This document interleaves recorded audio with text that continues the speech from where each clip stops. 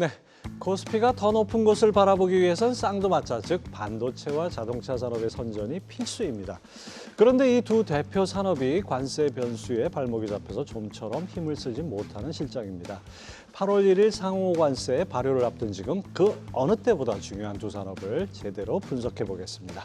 현대차증권 노군창 리서치센터장 그리고 다올투자증권 유지용 연구위원 두 분과 함께 경제전쟁꾼 지금 시작합니다.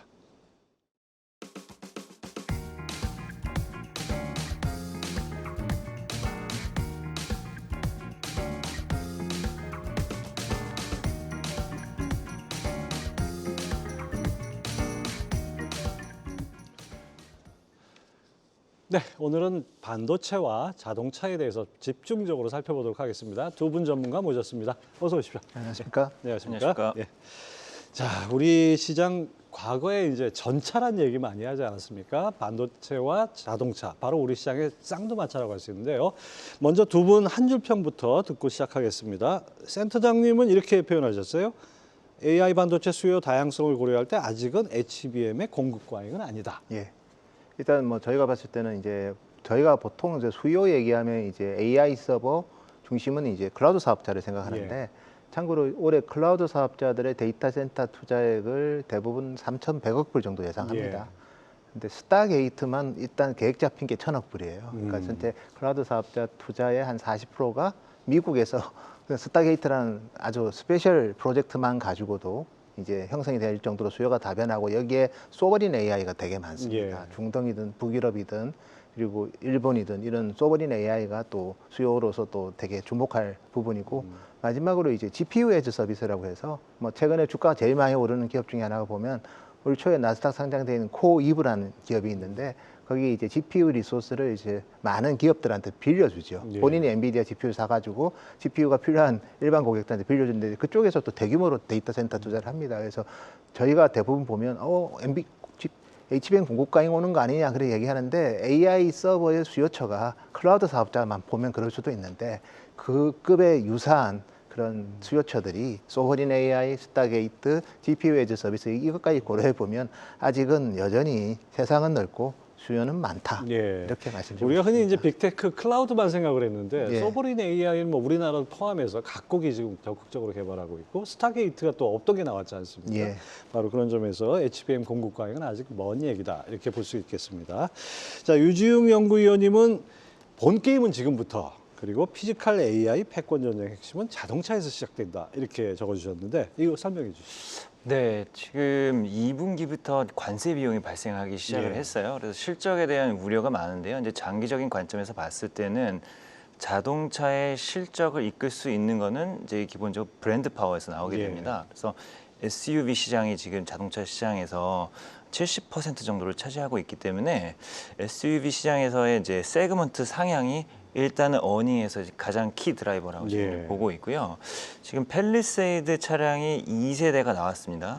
그리고 미국 시장에 7월 달부터 집중 수출이 시작이 됐는데요. 그 3분기부터 들어갔죠. 맞습니다. 그래서 이제 국내 시장에는 이미 이제 나온 상황이고 이 물량이 이제 1세대에 비해서 거의 2배 가깝게 늘기 시작을 했거든요. 그래서 SUV 시장에서 이제 시장 점유율을 크게 확대해 나가는 그런 그림이 하반기부터 나온다라고 보고 있고 현대차라는 브랜드가 미국에서 4만 불, 5만 불로 포지셔닝을 할 수 있는 그런 계기가 되는 이제 첫 단추라고 저희는 보고 있고요. 그 이제 핵심 차종이 물량이 이렇게 많아진 게 차화정 때가 있었습니다. 예. 그래서 지금 유사한 현상이 나타나고 있다라고 보고 있고 하반기에는 그러한 이제 그 판매량이 나오는 상황에서 미국에서 신공장을 지금 이제 가동을 하기 시작을 했거든요. 그래서 여기에 저희가 알고 있는 보스턴 다이나믹스의 이제 이족 보행 로봇이 현장 투입이 되기 때문에 예. 사실 이제 미래 가치로 봤을 때는 상당한 이제 빅픽처가 그려질 수 있는 순간이 올해 하반기다라고 저는 판단하고 있습니다. 예, 자동차도 하반기에는 뭔가 빅픽처가 그려질 수 있다 이렇게 말씀해 주셨고요. 자, 지금 미국의 관세 압박에 대처하는 두 산업을 살펴봐야 되는데 바로 이 두 산업이 우리 시장 반등에 키를 쥐고 있기 때문에 더더욱 중요한 거 아닌가 생각이 됩니다. 먼저 반도체부터 살펴보죠. 노근창 센터장님, 예. 트럼프 집권 이후에 뭐 칩스법은 어디 갔는지 알 수가 없고 네. 지금 상황에서 중국은 미국 제재에 맞서서 적극적으로 지금 자립을 하겠다 이런 식으로 나오고 있잖아요. 우리나라 반도체 산업 지금 현재 어떤 현황인지 설명을 해주시죠. 뭐 일단 우리 산업은 기본적으로 이제 양극화의 중심에 있죠. AI를 갖고 있으면 뭐 하이닉스처럼 예. 사상 최고 이익이 나는 거고, 반면에 이제 HBM의 경쟁력이 좀 떨어지면 하이닉스 전사 이익보다 삼성전자 전사 이익이 예. 이번에 반밖에 안 됐거든요. 그렇죠. 뭐 이런 일들이 참 자주 있는 일은 아닌데 어쨌든 그렇게 됐고, 그래서 뭐 기본적인 양극화가 있고요. 그리고 다른 나라를 보면 뭐 저도 사실 이번 주에 이제 정부 주재에 이제 반도체 지원법 관련된 예. 그런 회의가 있어서 다녀왔는데, 뭐 그러면서 제가 중국 관련된 중국 지원책들을 좀 얘기 드렸거든요. 중국 같은 경우에는 사실은 공정별로 5년간 면세입니다. 그래서 28나노 이하를 개발하는 반도체 기업이다. 5년간 면세고요. 예를 들고 반면에 이제 65나노다. 그럼 3년간 면세고. 그러니까 그런 뭐 면세 그리고 뭐 또 실질적으로 보조금을 많이 주고요. 인센티브를 확실히 주는 예. 거예요. 그리고 일본 같은 경우에는 이제 소부장 기업들이 공장 지으면 정부에서 보조금을 줘서 지어줍니다. 근데 뭐 다행히 우리나라도 이번에 또 발표한 거 보니까 이제 소부장에 대해서는 특정 조건이 되면 좀 정부에서 지원해주는 그런. 기존에는 주로 세제 혜택 이 정도만 예. 있었는데 이제는 이제 직접 지원금도 뭐 대기업한테 줄 수는 없지만 그런 우리 특히 중소기업한테는 그런 혜택을 주고 있고, 결국에 이제 미국이든 일본이든 중국이든 너무 많이 주거든요. 다 반도체가 워낙 중요하기 때문에. 그래서 역차별을 받으면 안 되기 때문에 우리 정부의 고민도 좀 많아지는 것 같습니다. 그래서 이번 주에 저도 그 회의를 하면서 그래도 뭔가 더 해주려는 의지는 있다는 건 하긴 했습니다. 뭐 정부도 위기감을 느껴서라고 볼 수 있을 것 같은데요. 이달 말 이제 한국판 IRA로 반도체와 2차 전지 등 첨단 산업에 대해서 생산세 공제를 예. 제도를 도입한다 이렇게 예. 발표를 했어요. 예, 예. 이건 어떤 내용입니까? 그래서 저도 이걸 좀 더 봐야 되는데, 보통 우리가 보면 이제 투자세 공제 이런 걸 많이 해주잖아요. 예. 근데 생산했을 때 하는 거에 대해서는 좀 사실은 좀 혜택에 대해서는 좀 구체적으로 좀 점검이 필요할 것 같습니다. 예, 뭐 아직 구체적으로 아직 좀 뚜껑은 좀 구체적으로 열어봐야 나온 게 그렇게 많지는 않습니다. 예. 아무튼 뭐 우리 정부도 그 각국 정부들이 거의 반도체 전쟁을 벌이다시피 하는데 예. 우리도 뭐 빠질 수 없지 않습니까? 예, 예. 우리 기업들 위해서 예. 더 적극적으로 뭔가 좀 전향적으로 움직인다 이런 거는 좀 우리가 이렇게 해도 되겠죠. 예, 그래서 예를 들면 중국 같은 경우에는 일단 국가 모태 펀드가 대규모 투자를 합니다. 빅펀드. 그다음에 지방 정부에서 투자를 한 번 더 해주고요. 여기에다가 보조금을 주고요.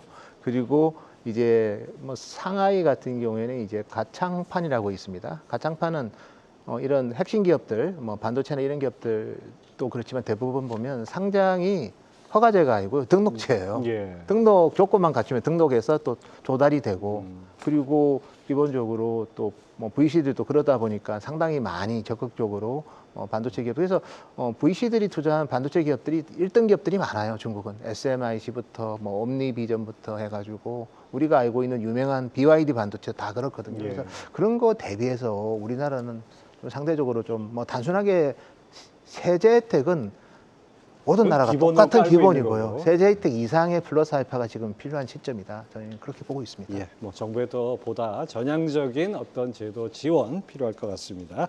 자, 유지웅 연구위원님, 자동차도 정말 우리 산업에 정말 아주 중요한 버팀목이라고 할 수 있는데 이제 자동차란 용어 자체가 바뀌어야 된다고 생각이 돼요.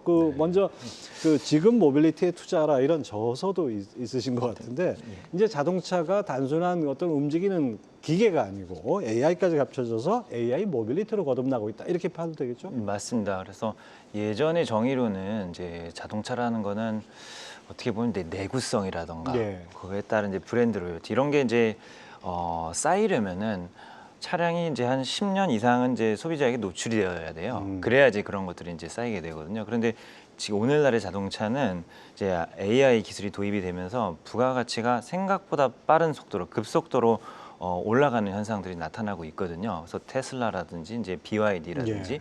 그러니까 이제 대표적인 케이스고 물론 이제 주가들이 최근에는 좀 이제 과열된 양상을 보이고는 있지만 어쨌든 이제 브랜드 로열티라는 게 사실 예전에는 아까 말씀드린 전통적인 이제 하드웨어에서 오던 것들이 이런 소프트웨어나 IT 기술에서 좀 이제 나타나기 시작을 할 거다라고 저희는 보고 있고 그 스마트폰 산업에서도 나타났었죠. 예. 그래서 마찬가지 현상이 이제 자동차 산업에서도 나타날 거라서 말씀하신 대로 이제 자동차를 하나의 이제 하드웨어로 볼 게 아니고 이제 IT 기기로 볼 수 있는 환경이 점점 이제 가속도가 붙는 그런 현상이라고. 그래서 보겠습니다. 지금 도표에도 나오듯이 자율주행, 커넥티드카, 소프트웨어, 차량용 반도체 이런 것들이 아주 연관 산업들이 엄청나게 기존 부품하고 다른 방향으로 지금 퍼지고 있죠. 네, 맞습니다. 예. 자, 근데 이제 문제가 바로 8월 1일로 예정된 관세 협상 시한. 미국이 관세 압박을 가하면서 여기 직접적으로 가장 직접적인 영향을 받고 또 일본이 또 타결을 15%로 했기 때문에 네, 우리는 맞습니다. 어떻게 될 것인지 이게 관건일 것 같아요. 네, 맞습니다. 그 관세는 이제 트럼프 대통령이 이제 작년 이제 여름부터 대선에 나서기 시작을 하면서부터 사실 이제 한국 완성차 주가에 이미 들어가기 시작을 했습니다. 벌써 1년 됐네요. 네, 피로도 누적이 된 지 이미 1년이 됐고, 근데 이런 상황에서 일본이 타결을 했습니다. 한국이 연간 137만 대를 미국으로 수출을 하고요. 일본도 연간 130만 대 수출을 합니다. 그래서 한국이나 일본이나 직접 수출하는 대수는 우리하고 비슷하네요. 비슷합니다. 이제 사실 최근에 현대차가 많이 늘면서 이제 늘어났기 때문이거든요. 그래서 지금 이제 국가의 이제 사이즈와 상관없이 자동차 산업만 봤을 때는 사실 일본과 동일한 수준으로 관세가 한국에서는 이제 협상을 타결을 해야 되는 게 지금 굉장히 중요한 예. 이제 상황이라고 보시면 될 것 같습니다.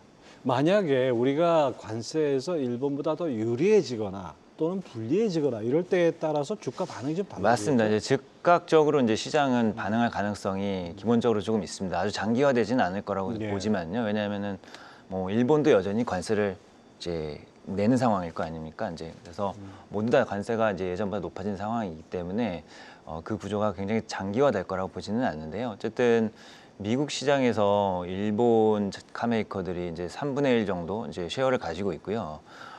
현대기아차가 합산을 하게 되면 약 11% 정도 최근에 좀 많이 올라오고 있는 상황이고 그러다 보니까는 이 마켓 쉐어에 대한 이제 그 전망치가 즉각적으로 바뀔 수가 있게 되거든요. 예. 이제 시장 점유율을 이제 잃어버릴 수 있다던가 아니면 반대로 이제 늘릴 수 있다던가. 그래서 여기에 이제 유럽 카메이커들까지 이제 퍼즐이 그렇죠. 맞춰져야 되는 예. 이제 삼각 구도라고 보시면 될 것 같습니다. 아무튼 다음 주가 아주 중요한 한 주가 되지 않을까 관세 협상에서 그런 생각을 또 해보게 됩니다. 자, 근데 이제 우리 그동안 우리 두 산업이 우리 경제에 얼마나 중요한지에 대해서는 뭐 아무리 강조해도 지나치지 않을 것 같은데 주가 3,000포인트대에 올라선 이후의 주가 흐름에 대해서는 썩 만족스럽지 못한 오히려 좀 이 두 산업이 주가를 끌어줘야 되는 거 아닌가 이런 생각이 돼요. 그래야 좀 지수도 좀 더 올라가고 다른 산업도 확산될 것 같은데 어떻게 보십니까? 제일 우리나라에서 제일 중요한 산업 중에 뭐 어쨌든 산업 중에 반도체랑 자동차 산업이 당연히 보진하고 있고 예. 특히 반도체 같은 경우는 또 시가총액 1등 기업인 삼성전자가 어떻게 보면 하이닉스의 잘못은 없어요. 예. 하이닉스는 실적도 잘 냈고 주가도 많이 갔습니다. 근데 삼성전자가 어쨌든 우리가 기대했던 그 모습이 아니고 실제로 이번 2분기 매출액을 보면 삼성전자 메모리 반도체 매출액보다 하이닉스 매출액이 더 많고요. HBM 효과가 있다 하더라도 삼성이 낸드에서도 1등인데 그걸 다 합치고도 하이닉스가 US 달러 기준으로 매출액이 더 많습니다. 예. 그리고 영업이익만 보면 미국의 마이크론이 삼성 메모리 반도체보다, 그러니까 바운드리가 합쳐져 있는 반도체보다 많은 건 당연한 거고요. 메모리 반도체만 비교하더라도 마이크론이 더 많습니다. 삼성전자가 메모리에서 3등이 된 겁니까? 이 기준으로 3등이 됐고요. 그래서 삼성전자가 사실 자기 역할을 좀 잘해주면 지수의 하반 경지선 굳건해질 거고, 그리고 그 역할 이상으로 예전의 삼성의 모습을 찾아주면 오히려 주가 상승은 견인하겠죠. 근데 아직은 이제 뭐 정말 그런 모습이 이제 회복되는지는 좀 지켜봐야 될 국면인 것 같고요. 왜냐하면 반도체라는 게 특히 메모리도 그렇지만 로직 바운더리는 이 로직 칩 회사랑 같이 이제 협업이 예. 잘 돼야 되고 예. 또 그런 거를 또 어쨌든 시스템을 만들어서 뭐 대표적으로 클라우드 사업자한테 이제 딜리버리를 해야 되는데 그 과정들이 좀 시간이 메모리보다는 더 걸리기 때문에 뭐 그런 관점에서 메모리만 갖고 회복하는데도 시간이 걸리지만 또 이게 또 시스템에 묻어가는 거는 좀 더 예. 시간이 걸리기 때문에 그런 차원에서 좀 더 인내가 필요할 것 같습니다. 뭐 그동안 많이 인내했는데 좀 더 인내해야 된다니까 조금 유감이긴 합니다. 자, 뭐 SK 하이닉스야 워낙 HBM 쪽이 잘 나가니까 뭐 실적 잔치를 하고 있다 해도 과언이 아닐 텐데 삼성전자는 어떻습니까 지금? 삼성전자는 사실 3분기 실적은 좀 많이 개선될 것 같고요. 근데 그 계절적인 회복이 일단 두 가지가 있습니다. 대표적으로 이제 스마트폰하고 삼성 디스플레이는 폴더블 스마트폰이 나오고 그리고 아이폰 신제품이 나오니까 뭐 자연적으로 그거는 3분기는 올라가는 거고 뭐 그 부분이 주가를 견인할 것 같지는 않고요. 그리고 이제 지난 2분기에는 이제 재고자산 평가 손실이 특히 HBM하고 일부 로직 파운드리 쪽에서 있었는데 이 부분이 이제 발생을 안 하겠죠. 그래서 거기서 좋아지는 거 가지고도 V자는 회복되지만 2분기가 너무 나빠서 그런 거고. 근데 실질적으로 이제 이번 분기에 좀 기대할 수 있는 거는 일단 두 가지가 있는데요. 하나가 이제 HBM 3 12단이 이제 AMD에 본격적으로 공급이 되고 있다는 거. 이 부분은 이제 이번 분기 실적에 좀 영향을 줄 것 같고. 두 번째는 이제 제가 뒤에서 말씀드릴 거지만 중국의 그 CXMT가 중국 그런 우리 하웨이나 이런 기업들의 요구에 좀 대응하기 위해서 적극적으로 지금 HBM을 개발하고 있거든요. 그러면서 이제 HBM은 당연히 DDR5 15나노로 만들 겁니다. 그래서 DDR4 생산을 중국 기업마저도 이제 생산 중단을 했어요. 그 말이 뭐냐면 이제 범용 메모리 가격이 상당히 안정이 될 수 있습니다. 그래서 그거는 업황이 개선되는 거기 때문에 기대 안 했던 부분에서 조금 더 이어질 수 있다는 것이 펀더멘탈에는 이제 긍정적인 영향을 주고 여기에 이제 HBM은 AMD랑 그다음에 미국에 보면 구글하고 메타가 있거든요. 구글 메타의 신규 HBM 가속기에 삼성이 HBM3 이 8단이 나갈 것으로 저희가 추정하고 있습니다. 그래서 뭐 HBM 이 8단, 12단의 고객사들이 3분기부터는 조금 생겨나고 있기 때문에 뭐 저희가 봤을 때는 근데 이 정도 가지고는 좀 안 되는 게 엔비디아가 전체 HBM3, 3E의 수요의 한 77%를 어쨌든 책임지는데 거기에 안 들어가면 사실 약간은 주력에 들어가는 건 아니기 때문에 그렇지만 뭐 아예 없는 상태에서 이제 이런 부분들이 좀 복원이 되고 있기 때문에 3E 기준으로는 그래서 저희가 봤을 때는 반등은 하는데 이제 반등하는 그 속도는 아직은 조금 더 급하게 갈 수 있는 상황은 아니지 않나 그렇게 보고 일단 있습니다. 시장에서 보는 대로 2분기가 바닥인 거는 분명한 것 같네요. 네, 그거는 3분기, 뭐 4분기 갈수록 조금씩 더 개선되는 여지는 충분히 있다. 3분기는 분명히 개선될 것 같고요. 근데 좀 중기적으로는 개선될 수 있는 여건은 되는 것 같아요. 다만 이제 4분기는 또 삼성이 항상 스마트폰이나 가전 쪽이 안 좋기 때문에 3분기는 많이 개선되다가 4분기는 다시 좀 감익될 수도 있을 것 같습니다. 아무튼 여러 가지로 좀 조금 더 인내하는 그런 자세가 필요할 것 같습니다. 자, 우리 노은창 센터장님께서는 이미 올해 반도체 실적이 AI 훈풍을 타고 사상 최대 실적을 낼 것이다 이렇게 예측을 하셨는데 예상대로 이제 하이닉스는 워낙 잘 나가니까 이게 뭐 9조 실적 돌파했고 그래서 이제 주가가 더 간다. 아니다, 오를 만큼 올랐다. 이런 논란도 좀 분분해진 것 같아요. 그래서 제가 준비된 차트가 두 개 있는데요. 먼저 이제 첫 번째 AI 반도체 4대 수요처 아까 언급드렸던 내용인데, 그래서 시장에서 이제 이런 나머지 세 곳의 수요를 많이 이제 좀 그렇게 클까 그래 생각하는데 실제로 크고요. 그래서 왜냐하면 이 세 개 수요처가 다 비상장이에요. 비상장이다 보니까 사실 수요 수치에 대해서 의미 있게 이제 센싱을 잘 못하고 있어요. 그런데 실제로 수요가 되게 좋거든요. 그리고 금액도 크고. 어디입니까? 지금 일단은 제가 뭐 CSP는 우리가 원래 아는 거고 클라우드 서비스 프로바이더고 소버린 AI는 뭐 국가별로 자체 LLM을 만들어서 서비스를 하는 겁니다. 그리고 이제 GPU 에즈 서비스 제가 코이브랑 남다르스 다 미국 기업이죠. 그다음에 이제 스타게이트가 지금은 이제 올해가 텍사스 1세대고요. 내년부터 이제 펜실베니아 이제 2차 프로젝트가 있고요. 그리고 이제 중동의 아랍에미레이트가 스타게이트 투자를 또 합니다. 그리고 유럽 같은 경우에도 지금 스타게이트를 내년부터 한다고는 하는데 어쨌든 이런 부분들 숫자가 뭐 예를 들어서 우리 클라우드 서비스 프로바이더가 연간 뭐 한 3천억 불 투자다. 근데 저쪽 투자가 한 2, 30억 불이면 굳이 의미가 없는데 스타게이트만 1,000억 불이거든요. 그래서 사실은 상당히 의미 있는 투자이기 때문에 이런 부분들 때문에 수요 모멘텀이 있고 그다음 두 번째 준비된 차트가 주력 가속기 제품의 HBM 컨텐트 그 차트 한번 준비된 자료이 있는데요. 참고로 이제 SK 하이닉스 같은 경우는 이번 2분기에 HBM 12단 제품이 출하액 기준으로 이미 50%가 넘었습니다. 그래서 이 제품을 이제 뭐 해서 TSMC에 보내겠죠. 그럼 TSMC가 본인이 만든 GPU랑 블랙웰이랑 일단 패키징을 하고 패키징을 한 9월까지 할 거예요. 그리고 나서 4분기부터는 이제 클라우드 사업자한테 공급을 할 겁니다. 이제 그 단계인데 어쨌든 이번 분기에 HBM 12단이 전체 HBM, 참고로 하이닉스 매출액이 한 40% 중반이 HBM인데 D램에서 그 중에서 12단이 벌써 50% 넘었다는 예. 거는 이제 엔비디아가, 왜냐하면 엔비디아가 신제품이 나올 때 약간은 좀 발열 이슈 때문에 좀 늦어지는 경우가 있었는데 이번에는 어쨌든 저희 예상보다는 좀 빨리 진행되는 이런 측면이 있고요. 두 번째는 이제 이런 제품들이 다 이제 AMD도 12단에 288 그리고 뭐 구글하고 AWS마저도 이제 192GB거든요. 그래서 상당히 용량이 증가하고 있어가지고 우리 시장에서 일각에서 주장하는 뭐 HBM3 가격 인하의 리스크는, 그리고 12단 만들 때는 수율이 안 좋거든요. 그러니까 많이 못 만들면 가격을 많이 하락이 힘들지 않습니까? 그래서 저는 예상보다 시장 업황은 좋을 것 같습니다. 예. 자, 이제 하이닉스는 뭐 HBM 지금까지는 독보적인 경쟁력을 갖고 있다 이렇게 볼 수 있는데 사실 이거 영원하지는 않지 않겠습니까? 예. 뭐 마이크론이라든지 삼성전자가 또 치고 올라올 수도 있고 여러 가지 변수가 있을 텐데 이게 자연스럽게 또 이제 하이닉스에 대해서 우리가 설명을 할 때 예. HBM 다음 스텝은 뭐냐 예. 이것도 생각할 수 있지 않습니까? 예, 다음 스텝은 뭐 이미 LP캠이라는 제품이 있습니다. 일반적인 우리가 노트북에는 이제 PC 디램 모듈을 지금까지 장착을 했다면 이제 최근에는 이제 노트북도 다 AI PC지 않습니까? 전력 소모가 중요하고 또 뭐 NPU 같은 제품이 또 되게 많이 워킹을 하다 보니까 LP를 좀 많이 쓰는데 어쨌든 그거를 좀 쉽게 쓰고 좀 더 전력 사용성의 효율성, 그다음에 탈착 시까지 되는 LP캠이라는 제품은 이미 이제 공급을 하고 있고요. 그다음에 이제 여기 준비된 자료 보시면 소캠이라고 있는데 소캠 같은 경우에는 이제 일반적으로 서버에는 이제 서버용 디램을 지금까지 CPU랑 연동되게 공급을 했어요. 예. 근데 이제 CPU 같은 경우도 요즘은 다 이제 ARM 베이스로 가고 있고 더 나가서 최근에 이제 엔비디아 같은 경우에는 이제 리스크5 CPU랑도 연동이 되게 하는데요.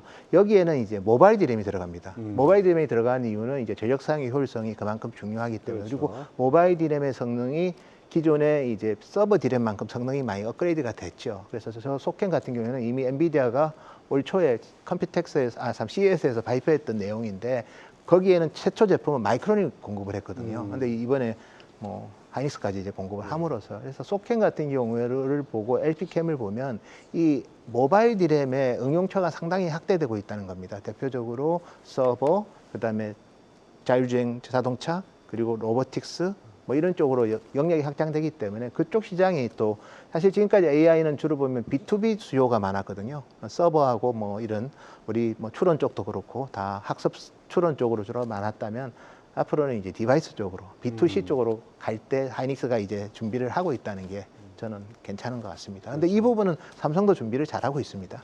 AI 열풍 못지않게 이 절전을 어떻게 하느냐 이것도 정말 중요한 관건인 것 같습니다. 네, 너무 중요하고요. 전력 소모 때문에 망가지는 회사가 인텔이라고 보시면 되고요. X86은 근본적으로 아키텍처 자체가 이제 여러 명령을 동시에 처리해야 되기 때문에 되게 무겁거든요. 근데 리스크 5, 그러니까 리스크 아키텍처인 게 ARM하고 리스크5인데 그게 되게 전력 소모가 적어요. 그래서 리스크5에 맞게 CPU도 전력 소모를 줄이는데 당연히 디램도 기존 뭐 그렇죠. 서버 디램보다는 당연히 볼티지가 낮은 로파로 가고 있는데 로파의 성능이 개선됐다는 거죠. ARM CPU의 성능이 개선되는 것 이상으로 로파우 디램의 성능도 같이 개선되고 있기 때문에 이 시장을 이제 엔비디아는 본 거죠. 단순히 뭐 AI GPU 성능 개선뿐이 아니라 그만큼 전기를 덜 먹는 걸 개발하느냐 이것도 예. 관건일 것 같습니다.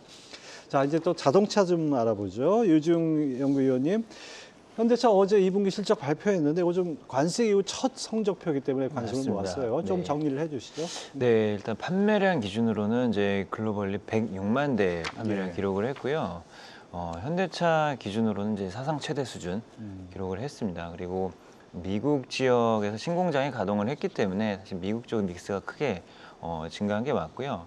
그래서 외형은 이제 사상 최대를 기록을 했는데 영업이익은 이제 다소 아쉬웠습니다. 예. 3.6조 원 기록을 했고요.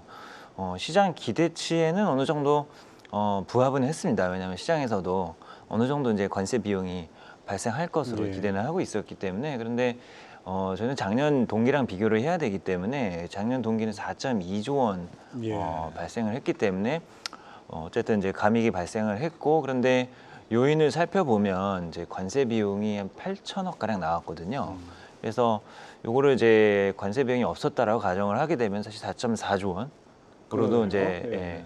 이제 다시 역산을 해보면은 그 정도 발생했다라고 볼 수가 있고, 그래서 지금 실적은 이제 현대차가 2분기에 상당히 좀 방어를 한 편이다라고 저희는 판단을 하고 있고, 3분기, 4분기 들어가면서도 사실 FOB 가격이라든가 통관 가격을 이제 낮추는 노력이라든가 아니면 이제 소싱처 다변화라든가 이런 것들 회사에서 어느 정도 진행은 하고 있어서 2분기에는 이제 그 두 달치거든요. 8,200억이. 예. 그래서 이제 세 달치 풀 쿼터로 가게 되면 사실 1조가 넘어가게 되는데, 그 정도 수치까지 일단은 보고 있지는 않습니다. 이제 다양한 변수들이 있고, 그다음에 신차가 나오고 이제 구조적으로 일시적으로 이제 수출량을 줄일 수가 있기 때문에 미국으로 이제 나가는 수출량이 줄게 되면 당연히 이제 관세 비용도 이제 줄게 되죠. 그래서 하반기에는 이제 이익이 관세 비용에 대한 부담은 분명히 있는데 지금 2분기에 보여준 정도의 안정성은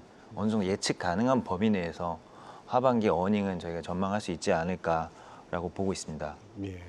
아무튼 뭐 좀 우리가 관세를 얻어맞고도 이 정도 냈다 그러면 그래도 비교적 선방했다 이렇게 봐도 될까요?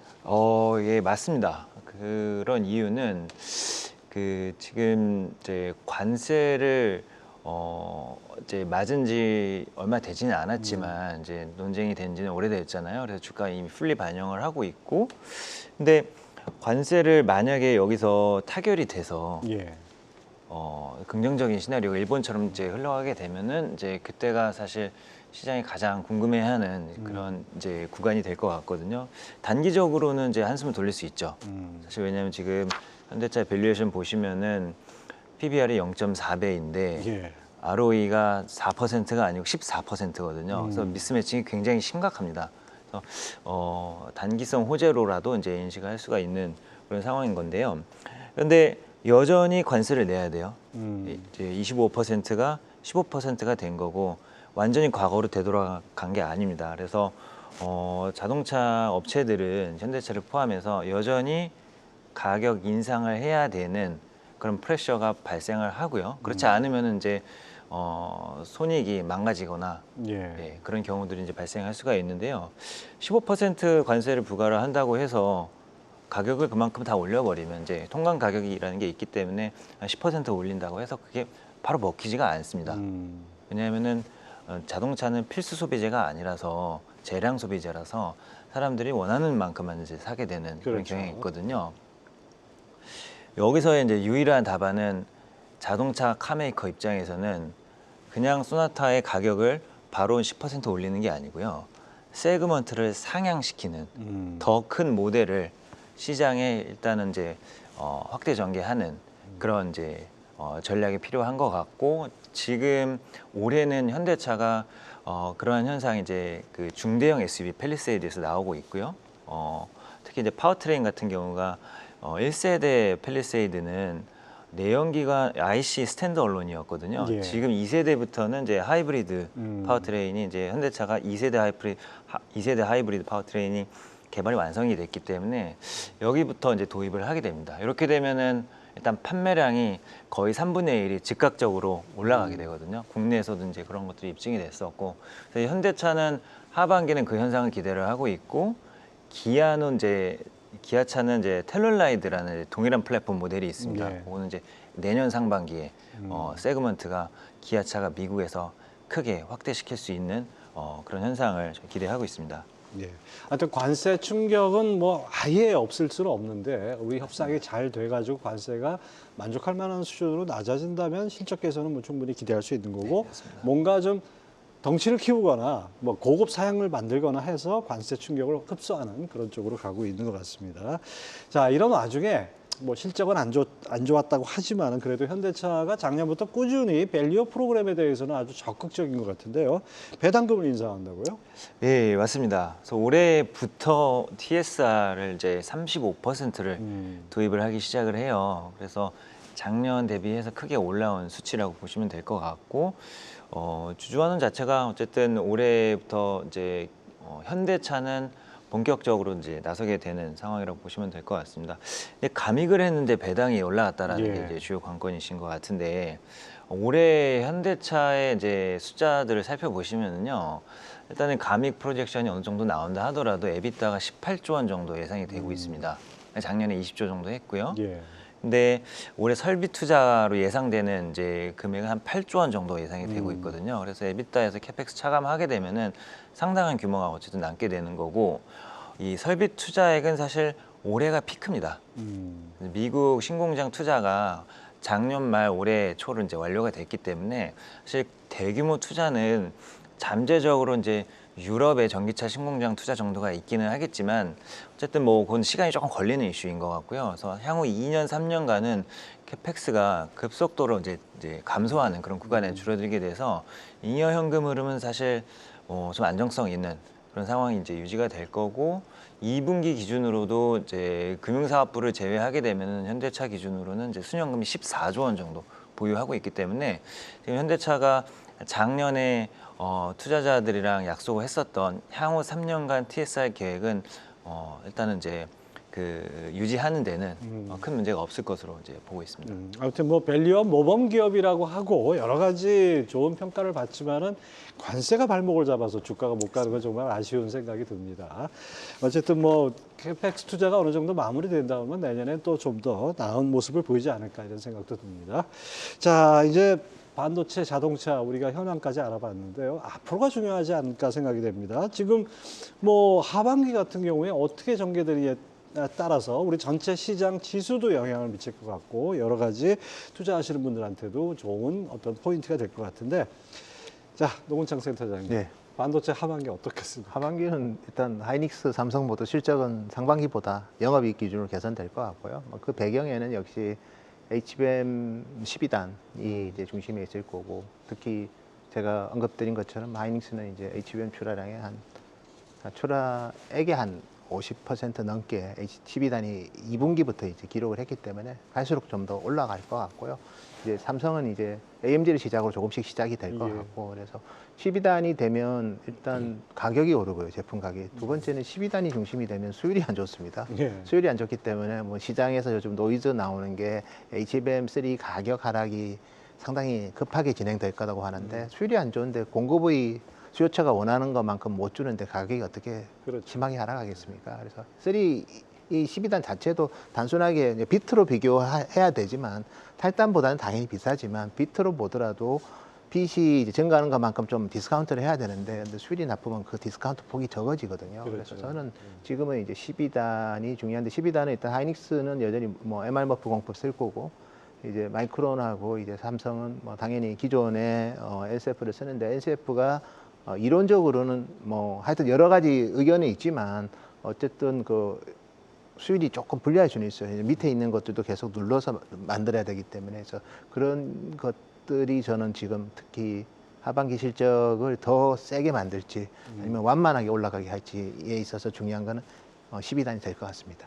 이건 순전히 저 개인적인 궁금증인데요. 예. HBM이든 그 뭐 나노 단위로 이제 갔잖아요. 예, 예. 물리적 한계가 거의 도달하지 않았나 이런 생각도 좀 그런 얘기 하시는 분들. 일단 로직 파운드리 같은 경우는 이제 1.4나노 이후부터는 이제 1나노 이하로 가는 단위 자체가 나노에서 옴스트롱으로 바뀌고요. 옴스트롱 처음 들어보는 예. 두 번째 이제 디램 같은 경우는 이미 원시 그다음에 그 밑으로 가는 것부터 좀 한계가 있습니다. 예. 그래서 우리 랜드처럼 3D로 디램을 만들려는 시도도 R&D 단에서는 이미 진행이 되고 있고, 그래서 당연히 뭐 우리가 보통 미세 공정이라고 하면 이제 무어의 법칙이 예. 있죠. 결국 이제 회로 선폭을 줄여서 트랜지스터를 더 집적도를 높여서 반도체 가격을 뭐 1년에서 2년 단위에 가격이 이제 반토막 나는, 그게 무어의 법칙인데, 이제 무어의 법칙은 많이 한계에 그렇죠. 모의 다가갔고요. 법칙 얘기하는 사람이 요즘 많이 예, 줄었어요. 무어의 법칙 극복하는 방법 중에 하나가 이제 스태킹의 법칙입니다.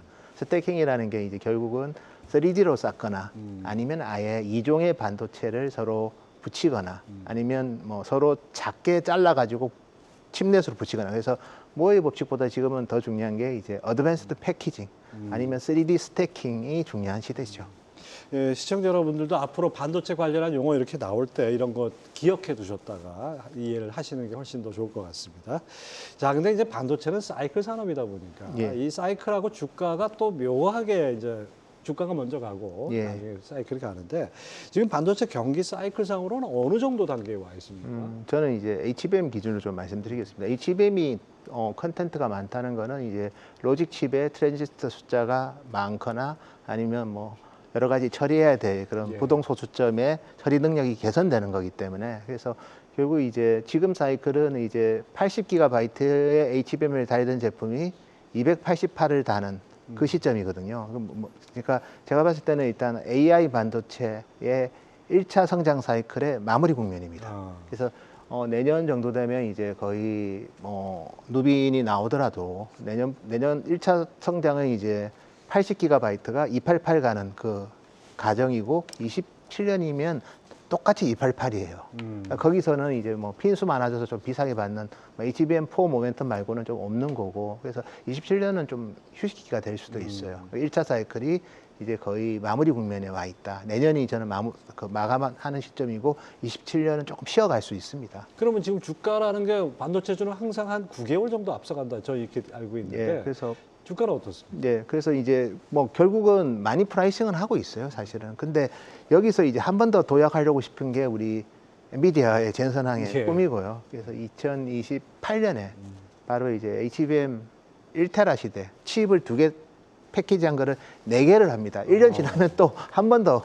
퀀텀 점프를 하거든요. 그래서 2차 성장 그때 하는데 그러려면 이제 조건들이 몇 가지 있는데 그런 칩을 과연 TSMC가 만들어줄 수 있느냐. 만들어줄 수 있다는 믿음이 있으니까 엔비디아 주가도 여전히 높은 밸류에이션을 받는데 만약에 그게 물리적으로 좀 한계에 달할 수 있다는 거는 예. 지금보다는 28년 초에 느낄 수 있게 그래서 일단 1차 사이클은 저는 26년에 실적이 27년에 좀 올라갈 수는 있지만 주가 관점에서는 26년 되면 지금보다는 좀 더 많이 변동성이 커질 것 같아요. 예. 자, 그리고 또 하나 이 질문을 빼놓을 수가 없는 게 이 중국의 반도체 굴기 이게 예사롭지 않습니다. 우리가 당초 생각했던 것보다 훨씬 더 올라와 있고 그런 예. 측면에서 결국 태양광이나 디스플레이처럼 중국 기업들이 우리 기업들의 발목을 잡는 거 아닌가. 우리가 또 거기에 아주 벽에 부딪히는 거 아닌가 이런 생각도 좀 들어요. 예, 중국 반도체를 이제 크게 두 가지로 구분하면 파운드리 같은 경우에는 정말 태양광 LCD 이상입니다. 왜냐하면 중국의 파운드리 회사가 12개가 있고 매 분기 하나씩 또 새로 생겨나고 있습니다. 그래서 사실은 TSMC가 세계 1등 시장 점유율 68% 회사인데도 28나노 이상은 매출이 감소하고 있어요. TSMC도. 그 말은 이제 중국 기업들이 30-40% 할인해서 범용 제품들에 대한 파운드리는 이미 LCD가 됐다. 저는 그렇게 보고 있고요. 그래서 한국 기업들은 잘 대응을 해야 될 것 같다는 생각이 듭니다. 반면에 이제 우리 기업들의 핵심은 파운드리가 아니잖아요. 예. 메모리 반도체잖아요. 그래서 메모리 반도체에 대해서는 제가 좀 준비된 차트가 있으니까 한번 좀 띄워주시면 좋을 것 같고요. 먼저 메모리 반도체는 좀 중국에 좀 긍정적인 변화가 생겼습니다. 긍정적인 변화가 한국 기업한테 긍정적인 변화입니다.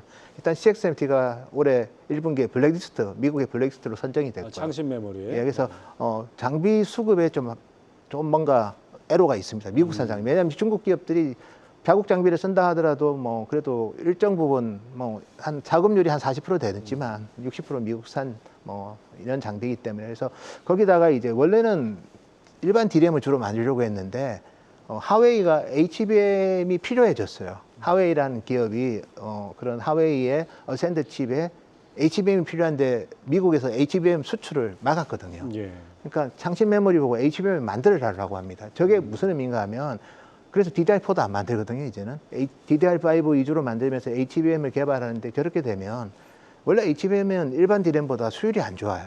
그래서 다이를 좀 많이 잡아먹습니다. 웨이퍼를 많이 잡아먹고 그다음에 쌓아야 되기 때문에 또 수율이 한번 더 안 나쁜 그렇죠. 거예요. 그래서 창신 메모리가 이제 하웨이 때문에 HBM을 본격적으로 내년부터 이제 램프업을 하면 범용 디램의 생산 캐파가 감소합니다.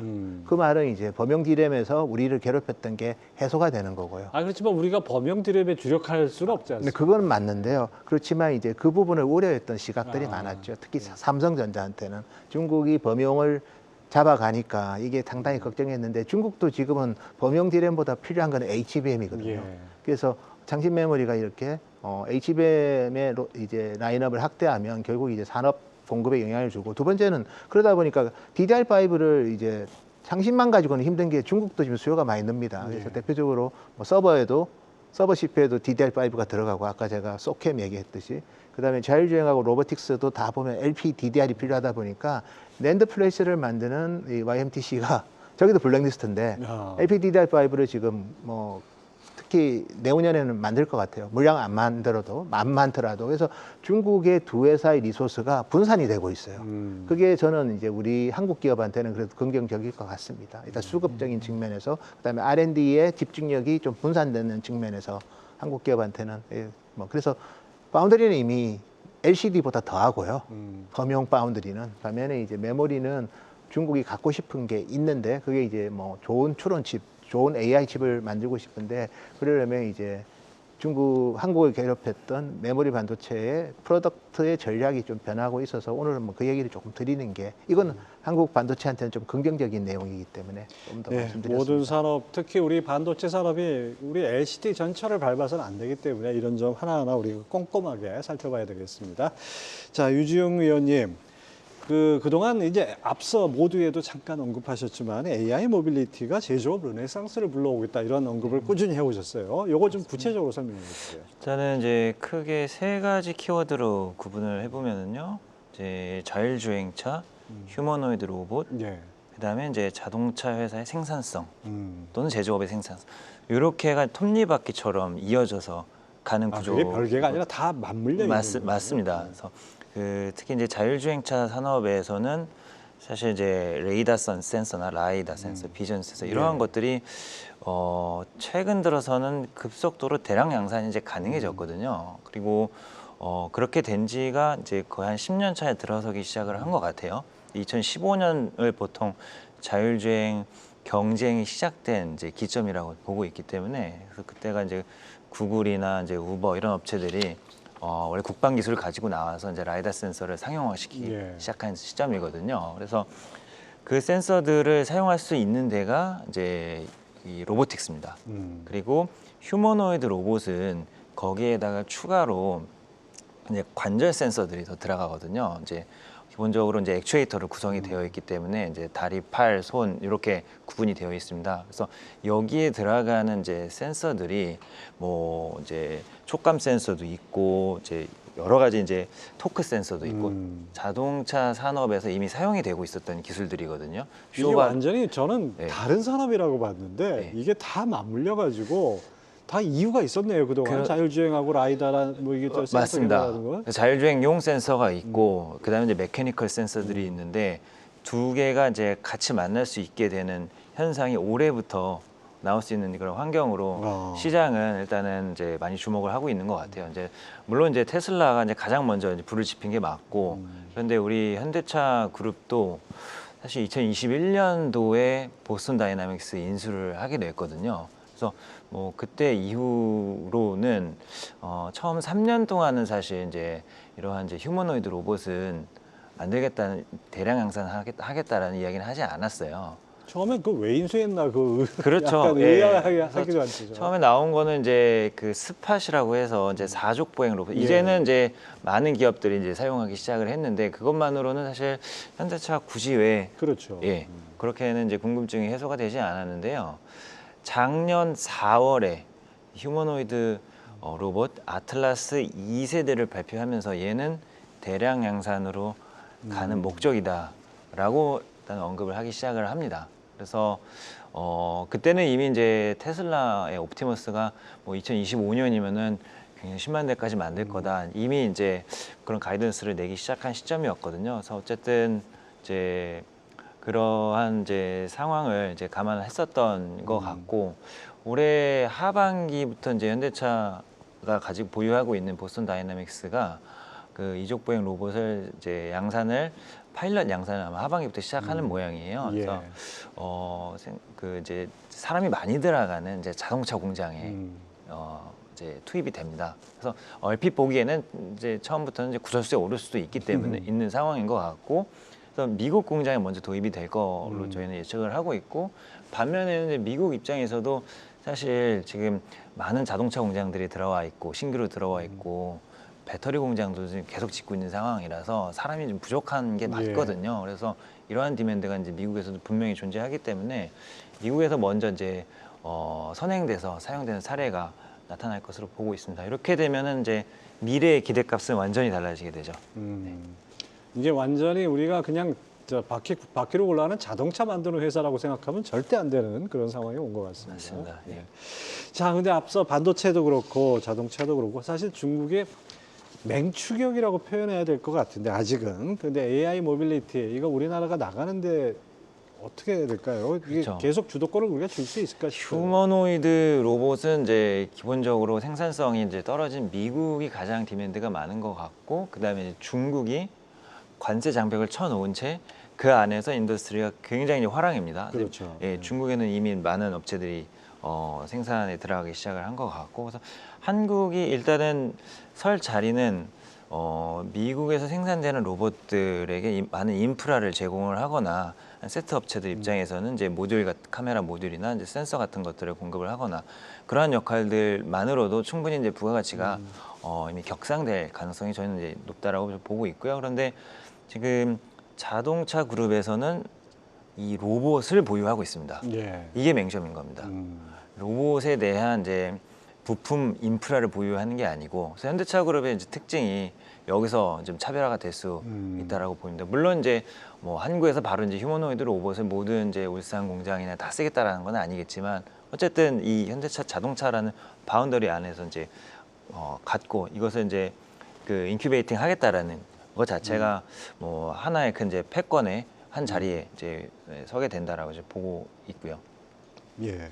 앞서 모두에도 한 말씀에도 있었고 이 AI 피지컬 AI 주도권 이건 어떤 걸 의미합니까? 그 시야를 조금 확대시켜 보겠습니다. 이제 미국이 반도체나 플랫폼이나 아니면 IT 세트나 다 모든 대부분의 영역에서 중국보다 앞서가고 있거든요. 예. 자동차만 제외하고요. 아, 자동차는 아니에요. 1980년대까지는 이제 자동차는 사실 전 세계에서 미국이 세계 최강이었는데, 예. 지금 보시면은 미국산 자동차를 사용하고자 하는 소비자는 그렇게 많지가 않아요. 그렇죠. 예, 그래서 미국 차량에 대한 디맨드가 해외 시장에서는 그렇게 많지가 않거든요. 반면에 중국 차는 여기저기서 이제 사용이 되거든요. 그래서 이 미국 입장에서는 제조업을 부활시켜야만 하는 그런 니즈가 굉장히 강합니다. 그러다 보니까는 이제 수치를 저희가 살펴보면은 미국은 연간으로 1,700만 대 정도 자동차 산업 수요가 발생을 하는데요. 1,000만 대만 미국에서 생산을 합니다. 1,000만 대 생산을 해가지고는 1,700만 대에 필요한 원가 경쟁력을 갖출 수가 없습니다.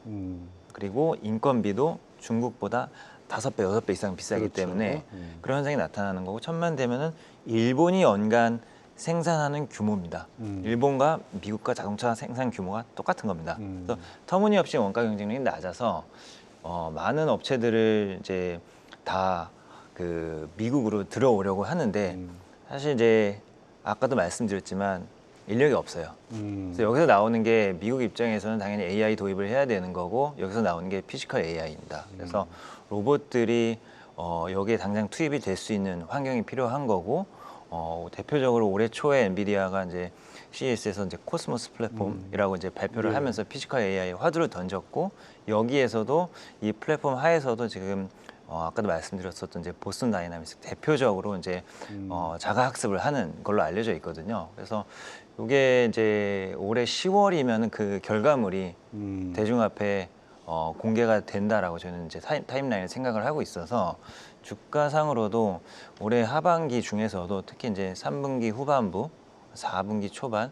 이때가 좀 변곡점이 될 가능성이 저희 높다고 보고 있고, 물론 이제 미국과 한국과의 이제 관세 그 시점에 따라서 약간의 이제 시점 차이는 조금 있기는 하겠지만, 어쨌든 앞으로의 이제 자동차 업종을 보실 때 가장 포커스 해야 될 부분들은 이제 현대차 같은 경우는 올해 하반기에 그 시점이라고 보고 있습니다. 피지컬 AI를 활용하면 차량 대당 원가 구조가 좀 변하죠? 네, 그렇습니다. 일반적으로 자동차에서 근무 시간이 2교대거든요. 이제 8+8입니다. 근데 이제 그게 무의미해지죠. 3교대가 무조건 가능해지는 거고요. 예. 그다음에 이제 주말 특근을 여기서 하게 되면은 여기서 이제 인건비가 또 기하급수적으로 올라갑니다. 그래서 아까 미국에서 생산 구조에서는 가동률을 올리려고 해도 인건비가 너무 많이 올라가는 현상이 좀 그렇죠. 발생할 수밖에 없습니다. 그래서 그런 게 하나가 있고 이게 지금 차량의 이제 단가를 100이라고 하면은 일반적으로 10% 정도가 발생하는 카메이커의 레이버 코스트 인건비입니다. 그런데 이걸 더 세부적으로 이 100을 차량의 원가를 브레이크다운 해보면 재료비가 또 40%가 넘어요. 예. 이거는 이제 부품사한테 가져온 거거든요. 자동차 완성차가 모든 걸 제조하는 게 아니고 조립을 하는 거잖아요. 부품 원가에도 부품사의 인건비가 또 녹아 있어요. 그래서 이중 레이어가 있다 보니까는 기본적으로 이제 제가 말씀드린 상황에서 이 인건비를 큰 폭으로 낮출 수 있는 이제 유일한 솔루션 중에 하나가 이제 바로 피지컬 AI다. 맞습니다. 네. 특히 미국처럼 이제 제조업이 상당히 와해된 상태에서 다시 복원하려면 피지컬 AI는 필수적이다. 이렇게 봐야 될 것 같습니다. 자, 우리 두 핵심 섹터를 다루다 보니까 벌써 시간이 다 마칠 시간이 다가오고 있습니다. 자, 끝으로 투자자들이 꼭 살펴보면 좋을 것 같다라는 저평가된 종목 이런 거 혹시 없을까? 저희는 사실 뭐 계속 주도주 위주로 저희가 뭐 계속 추천을 많이 했고요. 그래서 뭐 사실 반도체에서 저평가된 종목은 또 그만큼 리스크가 있습니다. 아, 예. 물론 삼성전자가 좀 저평가되긴 하지만 여전히 확인할 부분이 많고 해서 저는 뭐 저평가 종목보다 여전히 주도주 위주로 엔비디아, TSMC, SK하이닉스 이 삼각 편대가 이게 꺾이면 저평가되는 종목도 갈 수가 없습니다. 그렇죠. 예, 그런 관점에서 이 3개 기업이 아직은 여전히 중심에 있을 거고 언제까지 중심에 있을 거냐 실적 면에서 최소한 내년까지는 실적이 있어서 중심에 있는데 그러면 올해까지는 내년에 이제 피크일 것 같으면 미리 예, 올해는 아직까지는 그래도 뭐 매년 아닐 수도 있기 때문에 그래서 그런 차원에서 이제 뭐 저희는 어쨌든 이 3개 기업을 3개 주도주를 여전히 선호합니다. 엔비디아, TSMC, SK 하이닉스 삼각 편대를 여전히 주목을 해야 되겠다 이렇게 말씀해 주셨고요. 자, 유지용 의원은 어떻게 꼽으시겠습니까? 저는 이제 완성차랑 부품 이렇게 두 가지로 말씀을 예. 일단 드리면 될 것 같고 국내에서는 이제 현대차 일단은 말씀을 드리는데요. 이제 봐야 되는 앵글은 지금 4분기부터 미국에서는 전기차 구매 보조금이 사라지게 됩니다. 그렇기 때문에 이 현상은 기존의 내연기관 위주로 판매를 하던 전통 카메이커한테 분명히 유리한 액션입니다. 그렇죠. 예, 순수하게 전기차를 판매만 하고 있는 테슬라나 리비안이나 루시드나 이런 업종들이 이런 종목들이 조금 더 이제 도전적인 상황이 될 것으로 이제 보고 있고요. 마찬가지로 도요타 같은 경우에도 이제 테슬라를 제외하고서 이제 글로벌 1위 업체이거든요. 그래서 현대차랑 도요타의 강점이 하이브리드 파워트레인에서 굉장히 이제 우위를 점하고 있고 현대차 그룹이 작년부로 혼다를 그 하이브리드 판매 대수에서 넘어서기 시작을 합니다. 그래서 예전 같았으면은 사실 생각하기 어려웠었던 수치인데요. 이제 작년에 이제 88만 대로 넘어섰고 올해는 한 120만 대가 넘어갈 것 같거든요. 그래서 그 앵글로 일단은 올해 하반기 펀더멘털을 같이 아까 말씀드린 피지컬 AI라던가 아니면 관세 이슈라던가 같이 해석을 해보시면은 대표 종목이 이제 현대차, 글로벌 종목에서는 뭐 도요타 이렇게 이제 정리를 해볼 수가 있는 것 같고요. 예. 국내 부품사는 이제 저희는 HR 만도 추천을 드리고 있거든요. 그래서 여기가 조향이나 제동이나 또는 이제 자율주행이나 순수하게 이런 것들만 매출이 발생하는 예. 이제 회사다 보니까는 예. 아까 말씀드린 이제 맥락에 좀 일치하는 그런 팀이자 최근에 실적도 개선세를 타고 있다 보니까 저희가 이제 추천을 드릴 수 있는 종목이라 평가하고 있습니다. 예. 하여튼 현대차하고 만도 여러분들 주목해 보시기 바랍니다. 자, 오늘 두 분 말씀 잘 들었습니다. 네, 감사합니다. 네. 감사합니다. 네, 세계 열강들 속에 대한민국 산업 지형도가 크게 바뀌고 있습니다. 그 변화의 시작점에선 지금 우리가 해야 할 것은 처해진 상황을 비관하거나 낙담하는 것이 아니라 새로운 가능성에 도전하고 변화 속에 기회를 포착하는 것일 것입니다. 경제전쟁꾼 마치겠습니다. 다음 주에도 금요일 오후 6시에 찾아뵙습니다. 시청해주신 여러분 감사합니다.